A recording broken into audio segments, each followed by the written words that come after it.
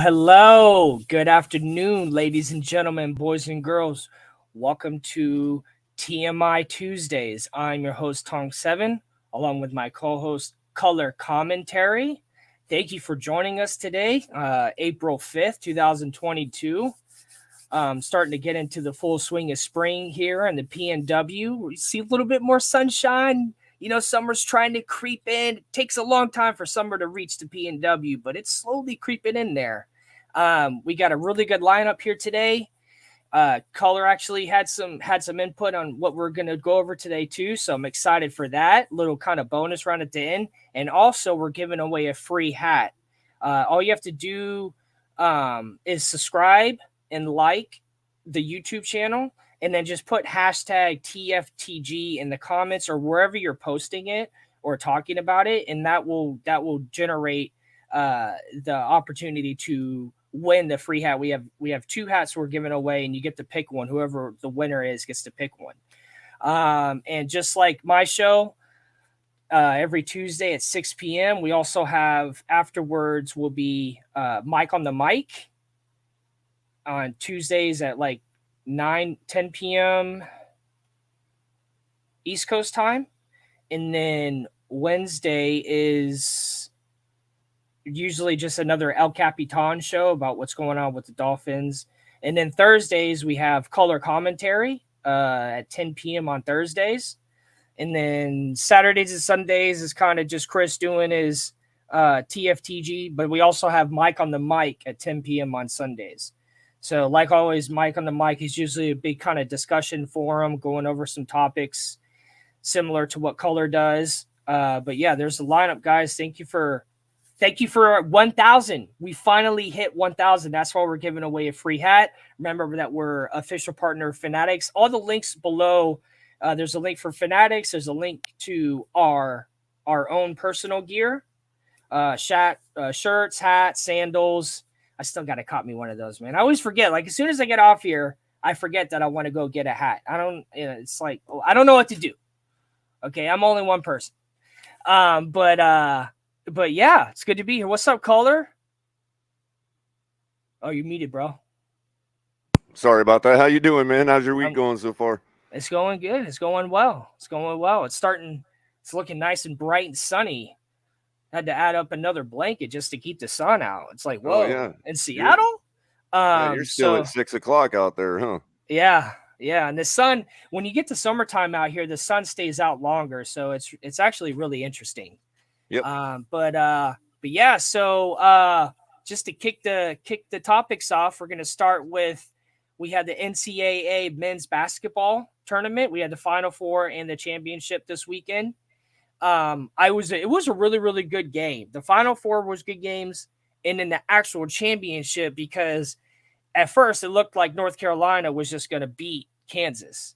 They were holding them well, and by the end of the first half, they were down by 16. Did you watch the game, Culler? No, I missed it. We were doing a show at the time. Yeah, it was good because Kansas just all of a sudden made this miraculous comeback, literally outscored North Carolina 47-23 in the second half and won by like less than 10 points. Wow. So it was a really good game. It was fun to watch, a lot of action. And it was, like I said, it was the biggest comeback in championship history. And I mean, we've had NCAA basketball for almost 100 years now, and to have that's an amazing accomplishment. A lot of very talented teams. It was just interesting seeing North Carolina beat Duke the last two times. Mike Krzyzewski played against North Carolina. He lost twice, but he was still in the Final Four, and it was a really good Final Four. But yeah, it was a fun game. It was definitely a fun game. Yeah, so I mean, you probably saw the replays and the highlights and stuff on ESPN. Mm-hmm. But it was pretty cool. Yeah, I actually had Duke in the final, but I had them playing against Miami. I had Kansas out pretty early, so I was wrong on that side. But yeah, the other side. Bill Self, man, that's his second championship with Kansas. Very interesting blue bloods Final Four and championship. It's I like to see number one seed going in. Yeah, I like to see those teams winning again. It's been a while since Kansas won. I think the last time was with Mario Chalmers. Wow, was the last time they won. Yeah. So, and along with the NCAA men's, we also had the women's basketball championship, and so South Carolina won. They beat UConn, which is the head coach of UConn was 11-0 in championships until this weekend. Wow. And shout out to everybody in the comments: MCJB, Joe Leviquist, Carla Williams, all those TFTGs, Jamie Reihart. Let's see. Who else? The great Joe John Featherin, Spoon Glass. That's my uncle, actually. He's watching the show right now with my grandfather. Creator of all. Thanks, everybody, for chiming in. Hope you're all enjoying the show. So the women's basketball team, so they won. They beat UConn, and it was the head coach of South Carolina. It was her second national title. She had, and the main player, like the biggest player on that team, was Aaliyah Bronson. And when I was watching the game, when they were doing the interview afterwards, it was actually Holly Rowe that reported this. She said that Aaliyah Bronson, Tim Duncan was working with Aaliyah Bronson on just different basketball trainings, tips, defense, offense, ball handling, different parts of basketball playing. And it was really interesting to me that it happened to be Tim Duncan, because Greg Popovich was one of the first coaches in the NBA to actually hire women as coaches. And to see Tim Duncan kind of pursuing that also by working with women or players it's just interesting. I think that there's few sports that we have like golf, tennis, basketball, where actually women and men could probably compete rather well against each other. It's like these women that are playing basketball, they ain't no pushover. Like these are some strong people, and I like to see the cohesiveness of male and female when it comes to basketball, and how much they can learn from each other and work together. And hopefully, maybe we'll even get. I don't know. That'd be interesting. Like last week we talked about the woman that got hired by the NBA to be on a team. So I don't know. Like the NBA looks interesting. Basketball looks very interesting going forward. There might be some teams that have women on them. Yeah, well, the great thing about that sport is all you have to do is get the ball in the basket. And yeah, for the most millions part. of women can do a great job at that. Yeah, and defense, I played basketball against like good people, and it's a very difficult game. Like I got my butt kicked like immediately. Mm-hmm. And but people who can handle that and the talent behind it and the ball handling and the agility, man, it's really interesting. MCJB. Actually, I haven't yet. I'll play it tonight. My bad on that. I haven't played it yet. I've been really, really busy. But I'll necessarily listen to it tonight. I still have the email. And yeah, so actually I heard that live. Holly Rowe was interviewing some of the players after the game, and she mentioned that with Aaliyah Bronson working with Tim Duncan. So, and then they ended up winning. So, if you're gonna take basketball advice from anybody, Tim Duncan is definitely up there on the high, hierarchy of greatest of all time. He's definitely my top 10 basketball players. So, just like every other week, we have cause for cleats, and this week I chose. I think he's on the Denver Broncos. Yeah, his name is McTelvin Ajim. Ajim. His cause is for juvenile justice system and homelessness, and the organization is National Juvenile Defender Center and Salvation Army Texarkana. It's so interesting, like doing these cause for cleats every week.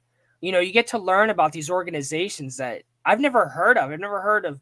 I guess Texarkana might be in Texas, because I've heard of the Salvation Army. Yeah, Texarkana, that'd be like right. Texarkana, I believe, is in Arkansas, but it's right there at the Texas-Arkansas border.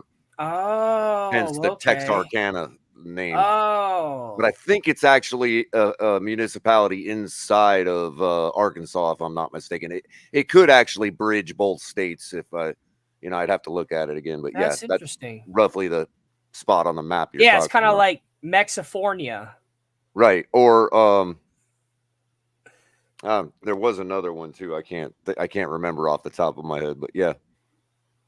Yeah, and the reason why I chose that is, youth is such an important is such an important topic in society, especially kids that are starting to become a little troubled. Trying to get with them, work with them before it gets too bad, before they start, causing harm to their future. And homelessness, that's a problem all in its own, adult or child. And whenever I see people working for that and trying to help, it matters a lot. It matters to young people to get this kind of help, and especially work with superstars. They'll remember it for the rest of their life. It has a good impact on them, and can leave residual impact for their life. Like they'll probably have a picture with the guy and just getting to know them, and then like working with younger people, maybe even establish a friendship that could go on for a long time. It's just you never know working with people what you're going to get out of it from both sides. What did you choose, Color? So this week I'm going with little Johnny Hecker, who was with the Rams, but I think he's been signed with somebody else now. I forget who. Maybe Arizona. Not sure.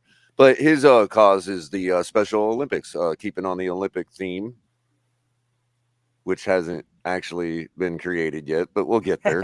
Lightning round. Wink, wink, wink, Little wink. hint for Lightning the lightning round. round. But yeah, so obviously, Special Olympics is always a great cause, and they support many causes like World Autism Awareness Day and stuff like that. You know, you know what they're all about. I could run through their mission statement, but I think everybody's heard of them before. Yeah, yeah. Special Olympics is great. I'm so Shout glad out it's to Mr. Hecker, the current best throwing punter in the NFL throwing currently. punter. What's a Yeah, throwing punter? he's actually a pretty decent quarterback, like Oh, okay. passer, so they've always That, used him in those situations. that's what what's his name who used to play out for the Gators? He won a championship as a head coach. Steve Spurrier was a Mm, quarterback and a kicker. He actually what helped him win the Heisman was kicking a field goal or it was a PAT. But that was like the straw that won the camel's back. Maybe you could say. Actually have it on a cup. It shows Steve Spurrier kicking the ball, but nice. it's like interesting to be good at throwing the ball and good at kicking the ball. It's like kind of a well-rounded practice to Well, football. and believe it or not, there's this topic came up a few weeks ago about Hall of Fame, and we were running through. There is only one fullback in the Hall of Fame, but you look at it, or I'm sorry, there's only one Mike kicker Allstott. in the Hall of Oh, Fame. But if you look at who it was, he actually played fullback as well. So he's probably in the Hall of was Fame for fullback, but they have him listed as a kicker in the Hall of was it Fame. the guy from New England? No, this guy was like ancient, like back in the old days. Who was the one guy that played for New England? He helped them win one of the Super Bowls. Vinatieri. Yeah, yeah. Um, what's his first name? Yeah, he could actually get in for kicking, but I think Adam Morton. Vinatieri. Yeah, I thought it was something I else think though. Morton or his brother, the Andersons, one of them will get in the Hall of Fame probably as a kicker. Because it was Gary. not too long ago. I was watching some sports news and they're talking about Vinatieri, and he has his record for kicks or points. I think he has like the most points. I Right, think he has right. more points than like some players. Yeah, believe it or not, that's actually a common thing, Tonk, to see in the record book. When it comes to points scored, it usually ends up being a kicker because they get 1 point for every single time the team scores. So if you have four different people score a touchdown, each one of those guys only got 7 points each, but the kicker got 4.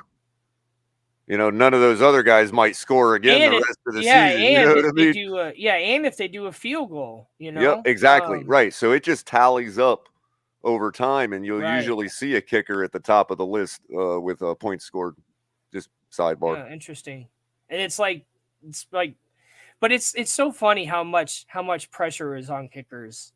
Sometimes they don't need the guy at all, and then sometimes everything is right on them, and it's so much pressure. So it's a Hmm. very interesting position in football to be a kicker. Actually, a friend of mine, his name was Brett Mutart. He was a kicker. That Rest sounds in familiar. peace. He went to Lake Worth. He went to John I. and Lake Worth. He graduated with me. He was like one of my best friends. Okay. But he Yeah, was there was real. another one too. Uh, John Carney went to El Capitan School. Mm, yeah, yeah. Shout outs to Jeff Creed. He does belong in jail, Jeff. I haven't really talked much about Watson on here because it's just still a little sensitive for me. Shout outs to Joe Leviquist, Justin Galbin, um, Janik Janikowski. Yeah, Sebastian Janikowski. Yeah, he might make it in the Hall of Fame Yeah, too. He's a I know there's this one. I forgot his name. This one kicker. He has like so many points. I'm pretty sure it was. I thought it was Vinny Testaverde, but that was the quarterback. Yeah, It yeah. might have been Adam Vinatieri. It might. Yeah, I think Adam that might Vinatieri be was the wrong. Patriots kicker, but he Yeah. also kicked for the Colts for a long time too. Yeah, the pictures right here I'm looking at are him on the Colts, and he's definitely looking like the oldest And kicker. to answer Joe Levesque's question in the chat, who is the guy with a half a foot? That was New Orleans Saints kicker Tom Dempsey. And he was actually kicking with the half foot? With the half a foot. He had a birth defect. He only had half of a left arm and half of a right foot, and he kicked with that foot. And you know what's interesting about that is if his shoe was kind of flat at the front, maybe that helped with kicking. There is, because he was a straight line kicker. He didn't kick soccer style.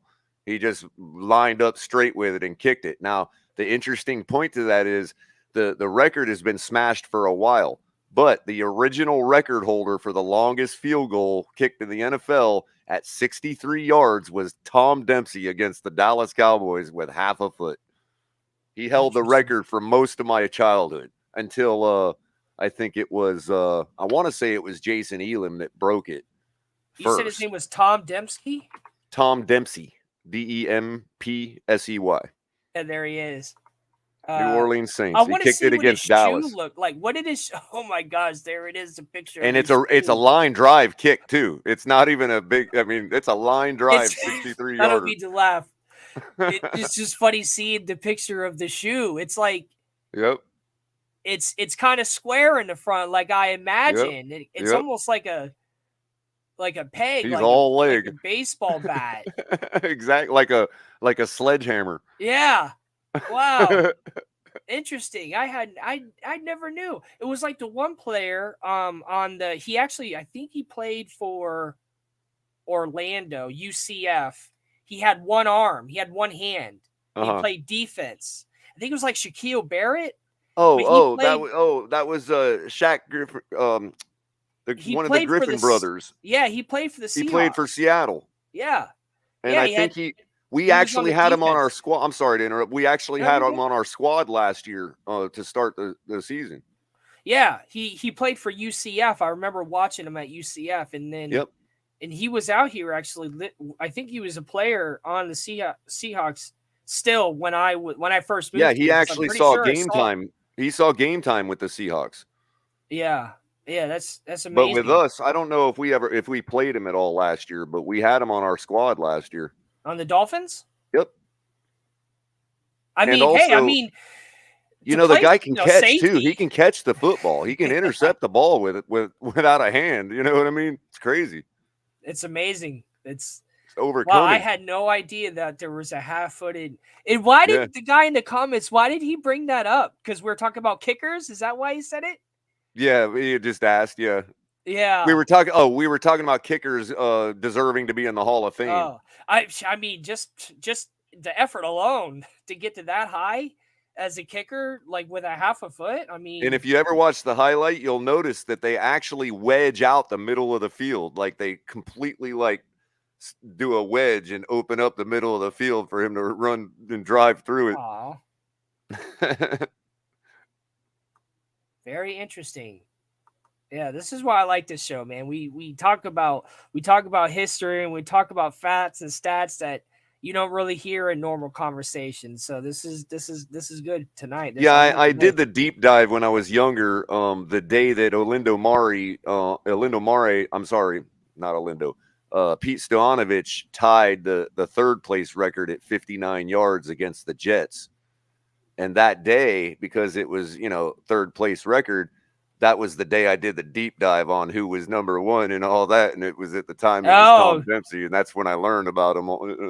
Yeah. I'm surprised I haven't heard about him just for random facts, like when you're watching sports news, they just, they throw out random facts all the time. I had no idea that was a kicker in the especially NFL. Somebody that overcame a disability, you know what I mean? Or a different ability, Yeah. As we like exactly. No, exactly. I mean, just to make it to the NFL, like alone is crazy. What's up, because you still got to do kick return coverage and all that. Yeah. What's up, Squid Games? Just looking at all the comments here. Yeah, Griffin, Jamie. Yeah, Griffin's a good player. He's a cool dude. Amazing talent to make it that far. Given what you're working with, but when there's a will, there's a way. So what we got next? What's up for next? Oh yeah. So when I was just doing my digging around for topics I wanted to choose for tonight, I saw this article, and so it's probably going to happen. It's going to be the Middle East is finally going to host a FIFA World Cup. I don't know if they've done it before. I don't think they have, because from what I read, it's the first time for the Middle East, and it's going to be in Qatar. It's a little tiny country, basically a little tiny country on top of a crap ton of oil. I actually knew a captain of a boat that used to drive the king and queen of Qatar and his whole family. He had a yacht. I knew the captain of the yacht. And he used to tell me, I didn't even know, like, I was in like elementary school when I first heard about it, but he used to drive around the king and queen of Qatar. And when I saw the article that they're going to host a World Cup, I was like, this is great. It's good for the Middle East. It's good for the economy there. Like maybe things are starting to look better for the Middle East. It was so war torn for all those years. I guess I guess Russia and Ukraine are taking over that end of the situation. But I was like, that'll be cool. That'll be cool to see it in the Middle East, and hopefully bring more positive, just bring more positivity to that area, because it's just been under so much conflict for so many years, and to see them host a FIFA is really interesting, and it's such a rich country. I mean, there's not much there because it's the Middle East, but it's just very rich country. So imagine, like, I didn't look up to see like what the stadium will look like, and the FIFA's usually in the summertime. So the summertime in the Middle East is like 110, 115, 130 degrees. So I imagine. Except I think that Qatar is far below the equator, I believe. So that summer will actually be cool temperatures, like wintertime. I forgot exactly where it is. I think it's like down way lower than the equator. I think it's close, or maybe just below it. Let's see. So they'd be like us, hot all year. It's in the Persian Gulf. It's right next to. It's attached to Saudi Arabia. Right. So it's down right at the bottom of it. It's right across the water from Iran. Right. But being right there on the water helps a lot. Yeah. During the heat. When we had that heat wave here in Seattle last summer, it was crazy. It was like 115 degrees, and then you go to the coast, and it's like 90 degrees, 85 degrees. So that water helps a lot. But I imagine it might be, I don't know if it'll be a covered or if be an open stadium, but good for the Middle East to finally get some good stuff coming through there.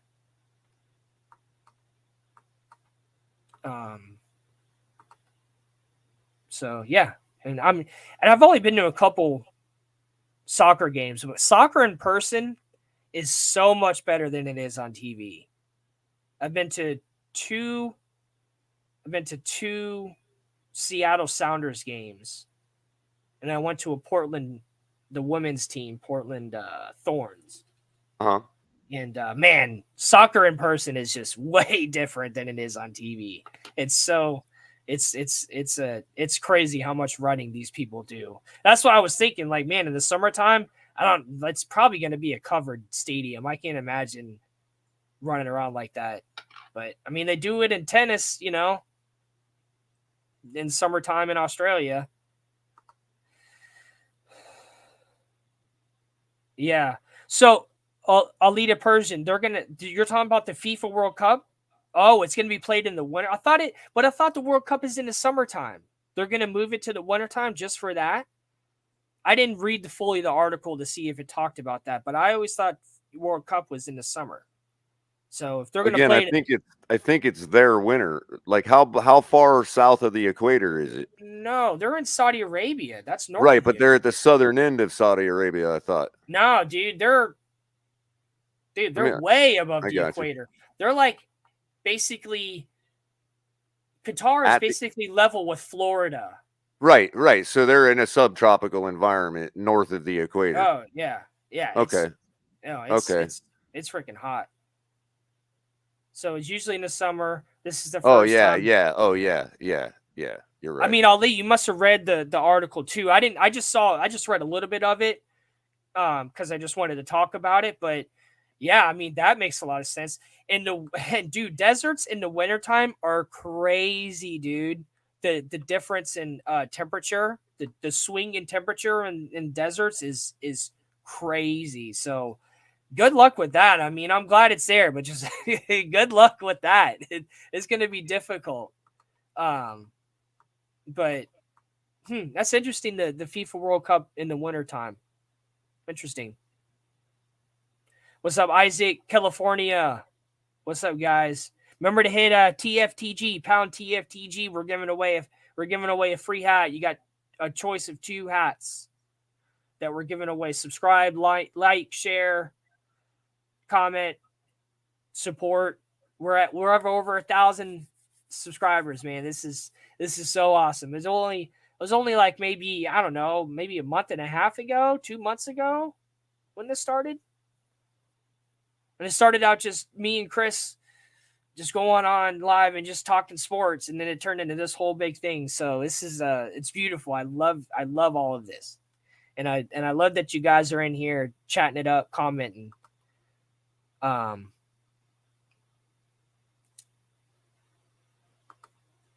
let's see. What's up, Dylan? Zippa. All right, so what we got next? Let's see. What do we got next? What's on the agenda? Pete Carroll. Okay, so yeah, I first heard about this. So Pete Carroll was at a owners meeting, and he was just saying. So this was a quote. Carroll cast blame on owners for maintaining the status quo, continuing to marginalize minority coaches with their outdated worldviews and resistance to change. So Pete Carroll, there are 8 minority coaches on the Seahawks under Pete Carroll. So I mean that's better than none. I mean 8 is there's only so many, and that was I think there was I don't know there's like 15, so 8 out of 15 it's half. So that's a good amount, and it seems like he's practicing what he preaches. I just saw a little bit of backlash from the news stations about what he said, but he's bringing attention to it. He's letting you know how he feels about it, and he's hiring minority coaches. And the more that we talk about this and get this on to the ballot of change, it's going to happen. But I think one of the biggest problems is that we don't have enough players. I think a solution to this is players becoming coaches. Like look at Deion Sanders. He's a coach for I think it's a high school team or college team, and they were like 10-1 with him as a head coach. Like we need more players to become head coaches. I think that'll be the quickest route to get more minority head coaches is the players. Like I don't like we need more players to become head coaches, and I think they would be more successful faster. Because I mean, like look at Tim Duncan. If he wanted to become a head coach, he would become a head coach really fast. Look how fast Steve Nash became a head coach. I know Steve Nash is a white guy, but he was a head coach like immediately. It did not take that. Steve Kerr, it didn't take him that long to become a head coach. We need more players to become head coaches. We can't just keep putting the blame on the people who hired. We need more players to become head coaches because for me, if I was somebody hiring coaches, I would trust players more than other head coaches because they've Right. actually played the game. They know what it's like to be out there with blood, sweat, and tears, to go out there every week and just play their heart out, like they'll bring that. I mean, Deion Sanders is one of the best players ever, and now he's one of the best coaches. And it's like it makes perfect sense. I mean, if you're that good, I mean, imagine if you could take some advice from Shaq on how to play basketball or Tim Duncan. It'd probably be some of the best advice you've ever had. You know what I mean? What do you think, Culler? What do you think about what Pete Carroll said? Yeah, absolutely. I mean, I wholeheartedly agree with you. And the thing about the player coaches. I mean, who, who else could relate? You know what I mean? Like I think a lot of the successful coaches in history have been players, Yeah. uh, because they can translate especially young ones, because they can translate a little better. They can, and relate to, you know, modern terminology and modern norms and taboos and stuff like that, that could cause animosity and whatnot, and lack of trust and things like that. So, Yeah, and I mean they know how to be around other players. mhm. I mean, for example, Phil Jackson. I know he's a white person, but he won the only 2 championships for New York, the New York, the Knicks.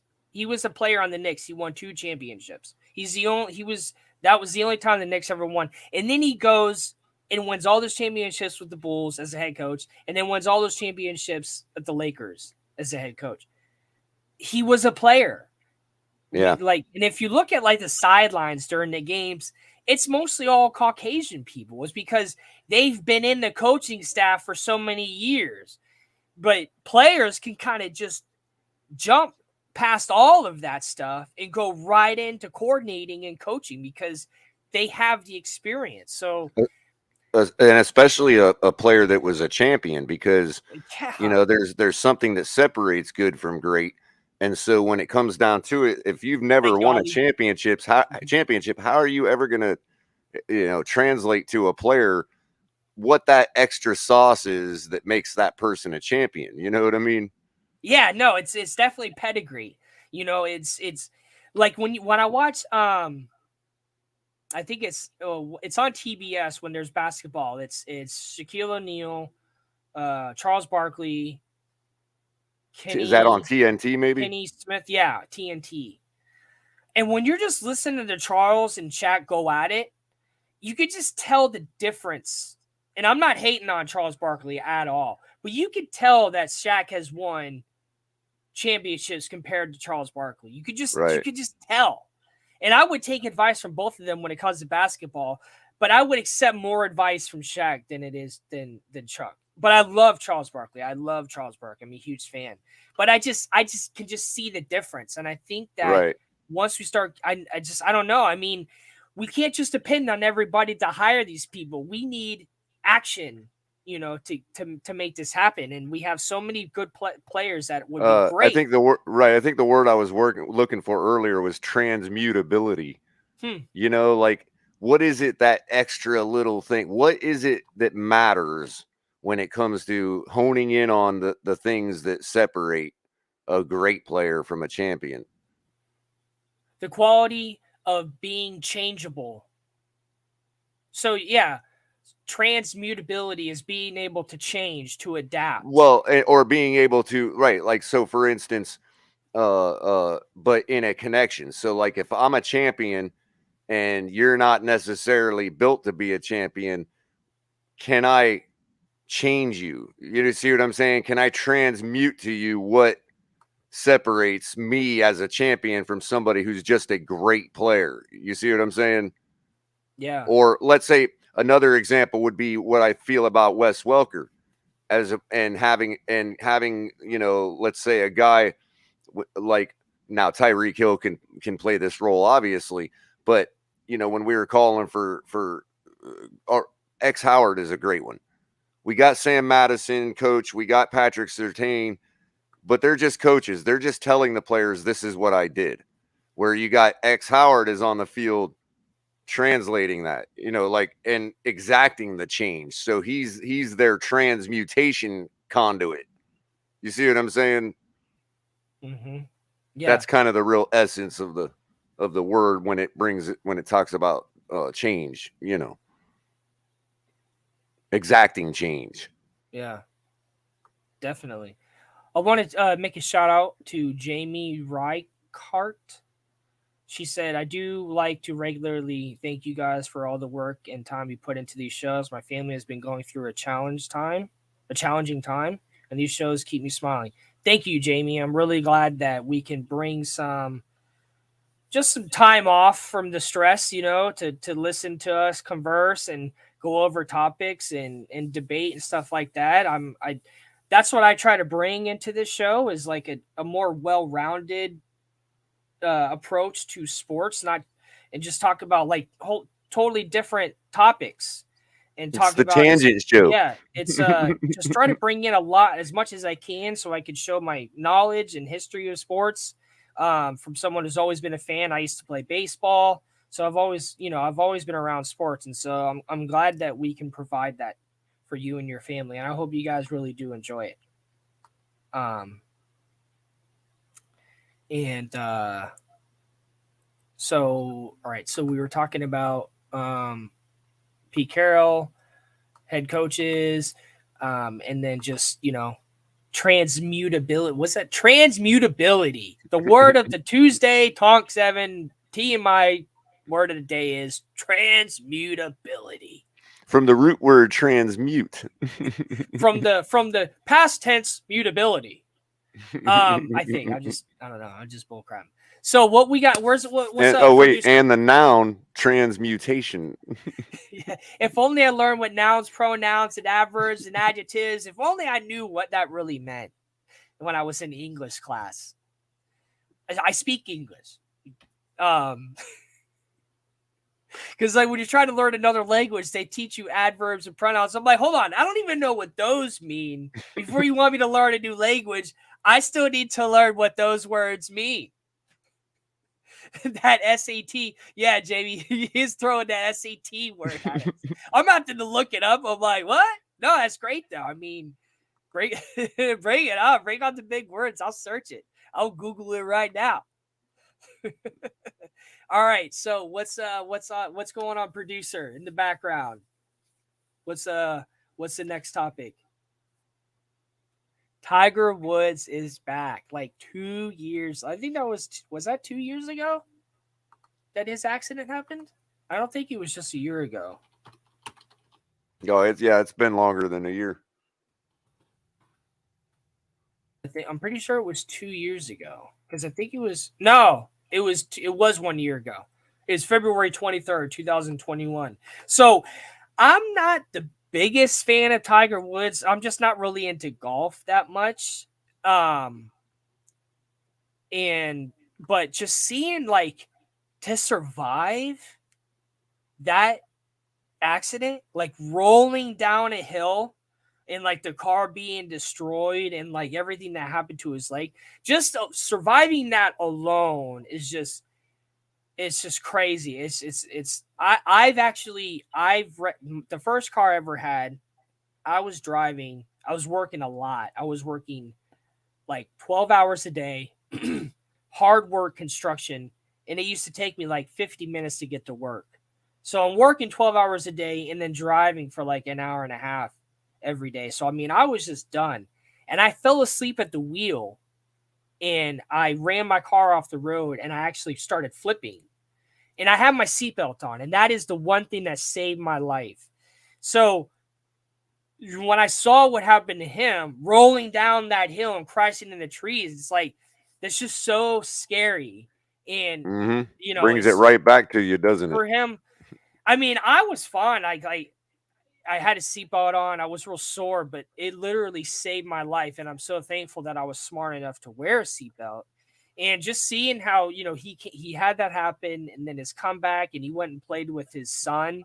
He was in I forgot what league it was, where it's the father-son league.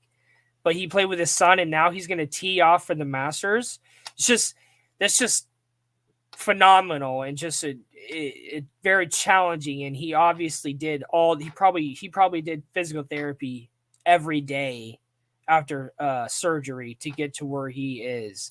And it's just, I like seeing stuff like that. I like perseverance and just not letting it get you down. Kind of like who was the quarterback of the Niners, Alex Smith. What happened to him? He almost died, the leg injury and stuff that happened to it. So like, and then to come back and be a quarterback in the NFL, it's just like, man, it's just, I know what, how hard at work it is to come back after surgery.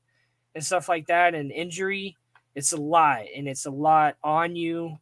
But it's good to see that he's back, teeing off again for the Masters. He had that round with his son, and I'm happy to see it, regardless if I'm going to watch it. I'm happy to see, because he's like one of the best things for golf. Him, Jack Nicholson, maybe Rory McIlroy, Jordan Spieth, but Tiger is just like he's like the superstar of golf. It's hard to talk about golf and not talk about Tiger Woods. Yeah, and I don't think that'll be topped for any time soon.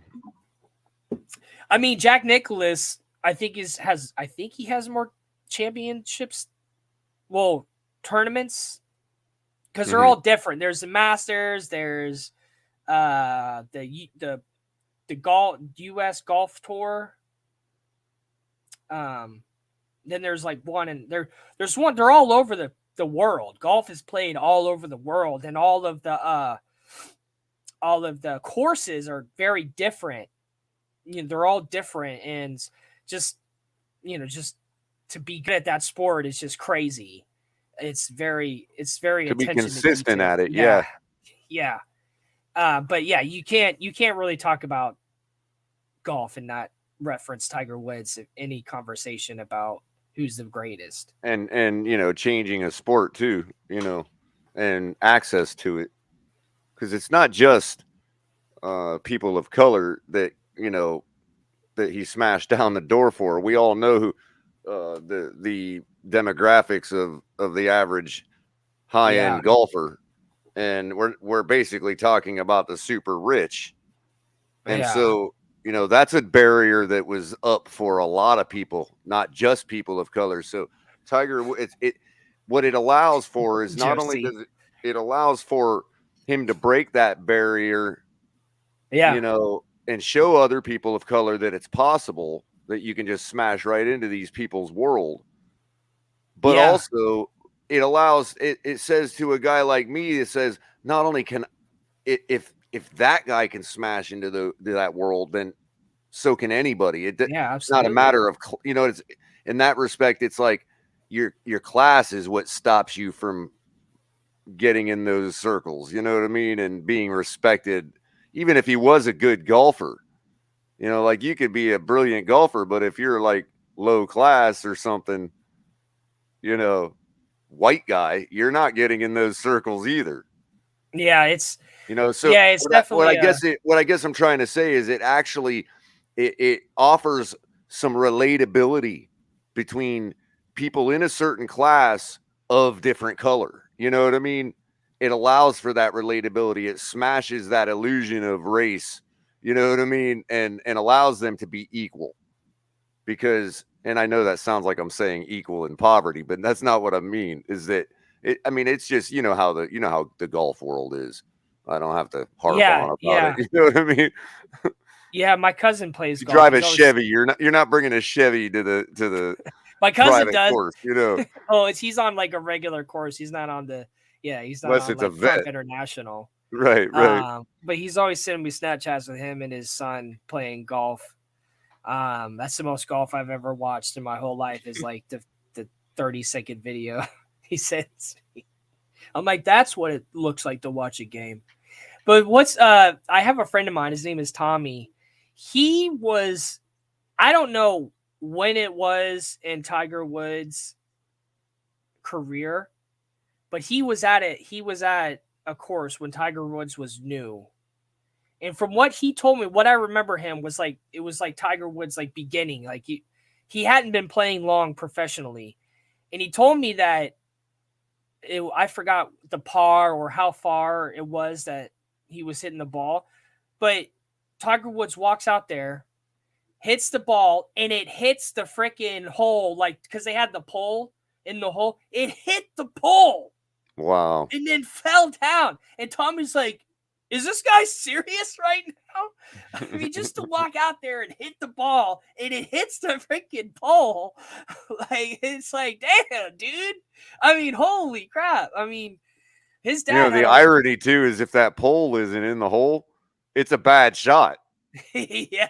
It would have way overshot the Yeah, hole. probably. Yeah, probably it would have hit and bounced. And yeah, I mean, but just like, oh my gosh, man, that's just crazy. Like to hit something direct on that far away is just insane. It's like Oh yeah, it's like the trajectory was yeah, spot on. Like as yeah, far as like like it's like Happy Gilmore vibes.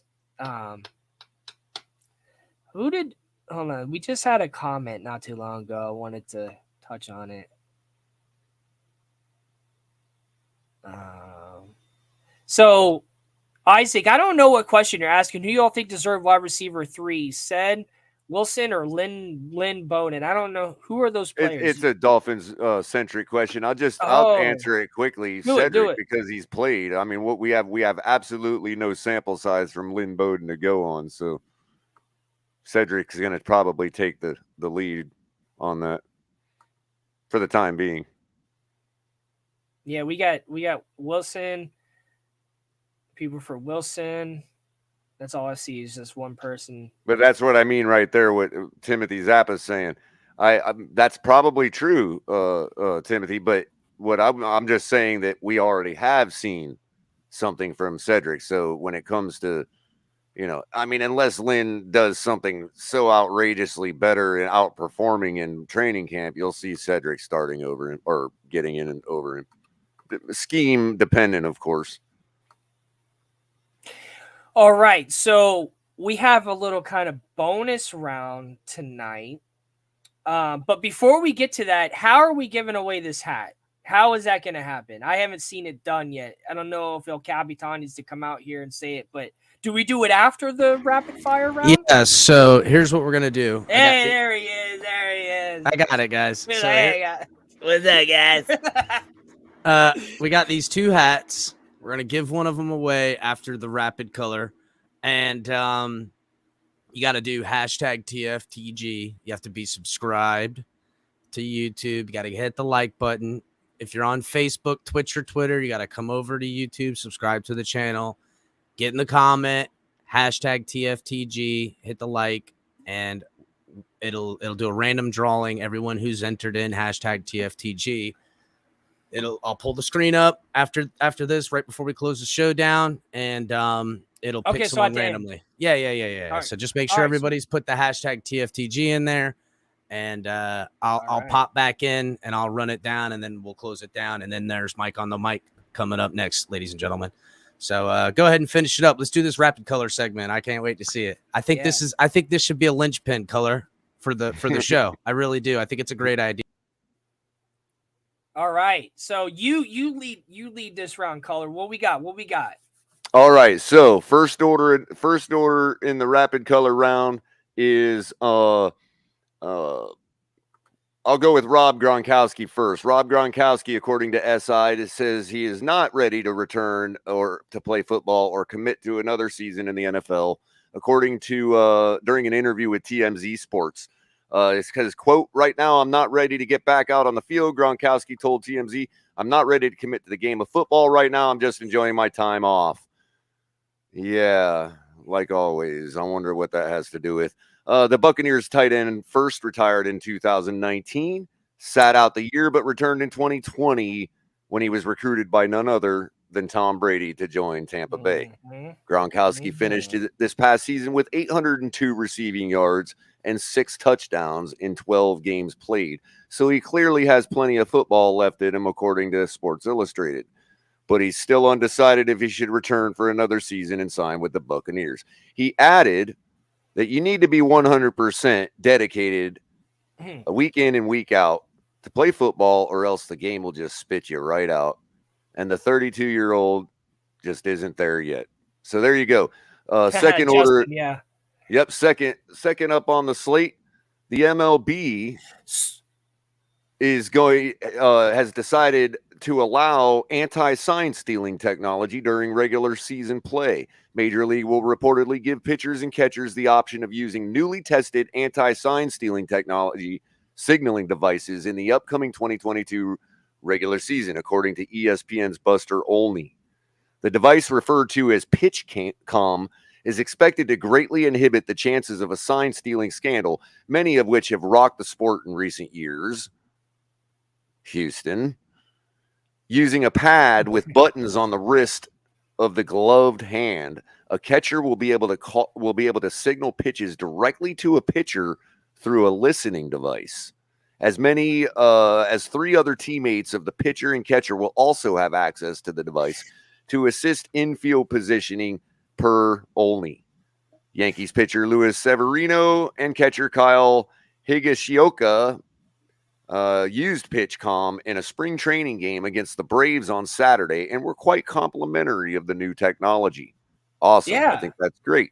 We can talk about what that means, in open mic tonight. So, thirdly, to jump on the coattails of one Chris El Capitan and TD over at TD Fins Talk. Here's a report that the NFL wants flag football included in the 2028 Summer Olympics. The NFL is looking to continue growing its market outside of the United States, and they're willing to give up tackling to do it. To expand their popularity internationally, Chief Operating Officer of NFL International, Dominique Leach, said the league is looking to get more people involved in flag football, according to CNBC, as part of its 10-year international plan growth. We thought maybe 50 years, but it looks like they're on a 10-year plan. So we'll see what El Cap has to say about that now that he's been, on that from the beginning as far as projecting what the NFL is attempting to do. So further reporting, the league thinks the key to growing the league by having exposure in the Olympics. So their goal is to introduce flag football to the Olympics by the 2028 Summer Games. We've got to make the game matter, Leach said. If flag football becomes an Olympic sport, more countries will invest in playing that sport. Oh, yeah, absolutely. So is this just you just reporting the news, or are we going to discuss these? I'm just reporting.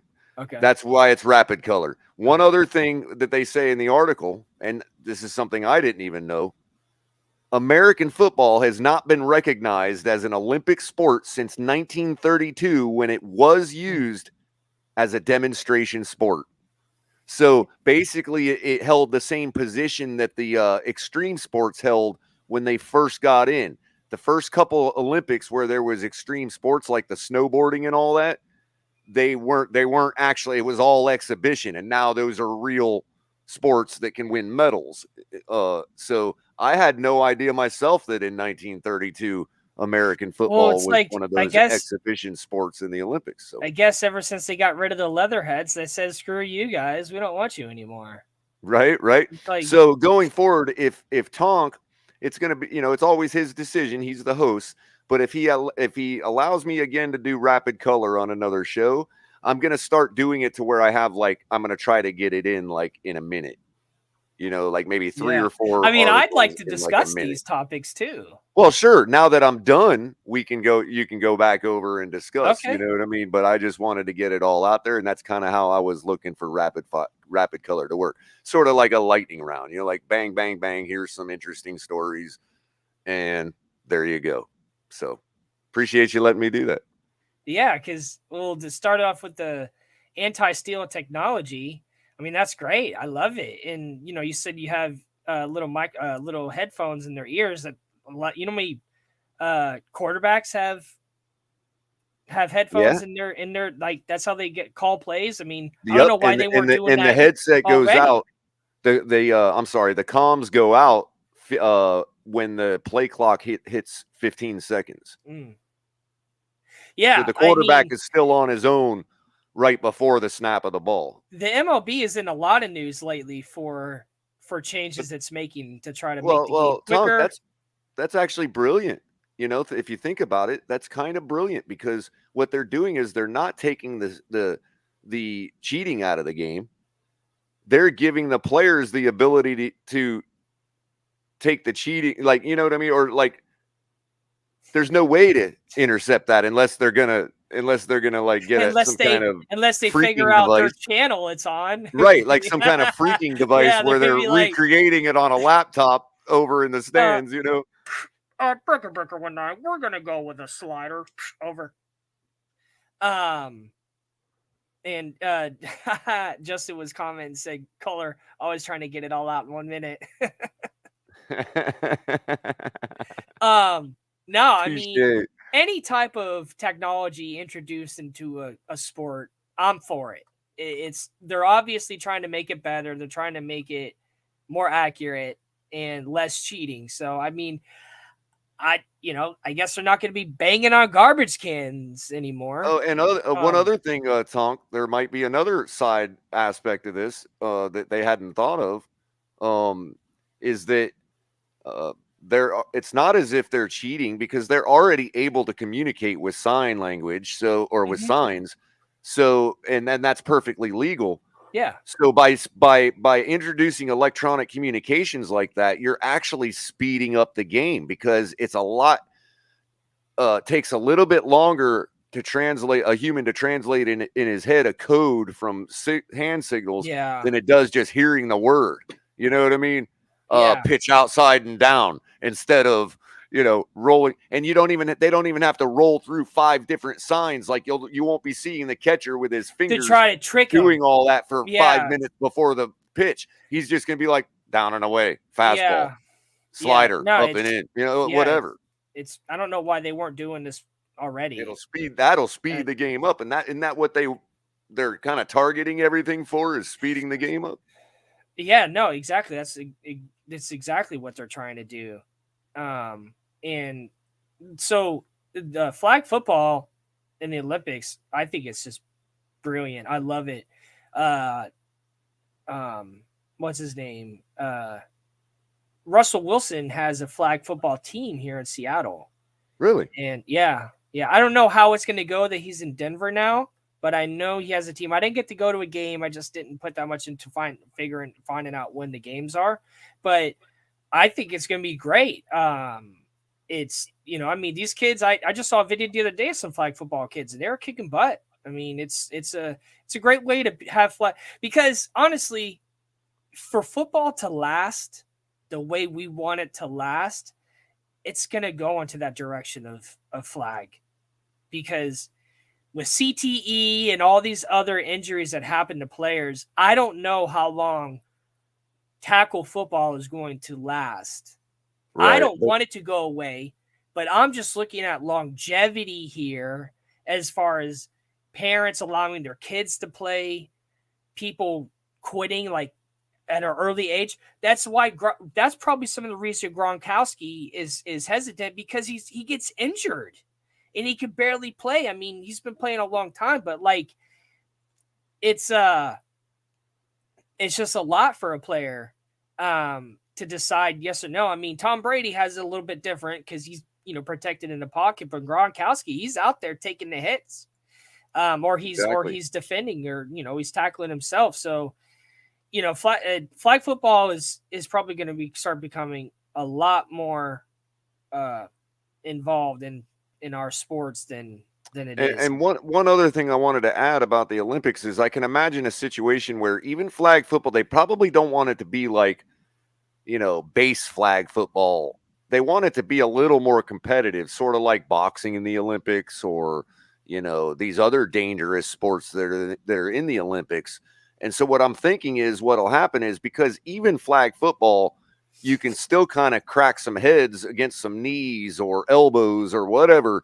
And so they'll still want to protect people's heads. So I can seriously imagine like a flag football player being dressed basically like in lacrosse gear, playing flag football in the Olympics. That's probably how we'll see it manifested. Yeah, or field hockey. Almost like the old days with leather helmets, if you think of it on those Timothy, terms, sorry, I mean, hey, we're just reporting what the news is saying. It's going to be in the Olympics. So, I mean, hey, man, this show is about everything. It's not just about one topic. So, right. And also to clarify, the Olympic Committee is not the one suggesting it. The NFL plans to push them to do it. Yeah. So that's your homies in the NFL, Timothy. Don't be getting mad at us.